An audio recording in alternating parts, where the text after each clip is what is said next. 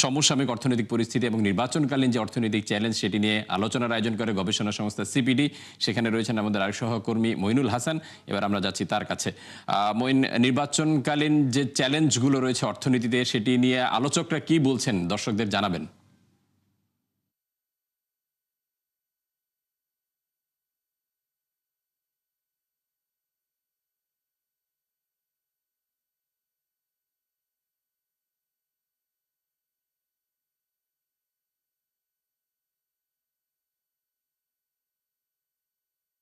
কিছুক্ষণ আগেই সিপিডির যে অনুষ্ঠান ছিল, বিশেষ করে অর্থনীতি নিয়ে নির্বাচনী সরকারের যে চ্যালেঞ্জ থাকবে সেই বিষয়ে এই প্রোগ্রামটি ছিল এবং সেখানে বলা হয় যে সামনে যে নির্বাচিত সরকার আসবে তার জন্য বিশেষ করে 7টি চ্যালেঞ্জ, তার মধ্যে হচ্ছে মূল্যস্ফীতি নিয়ন্ত্রণ, জ্বালানি নিরাপত্তা, ব্যাংক খাতে সুশাসন ফিরিয়ে আনা এবং একই সাথে সরকারের আর্থিক ব্যবস্থাপনা, এই জায়গাগুলোতেই কিন্তু বিশেষ করে গুরুত্ব দিতে হবে।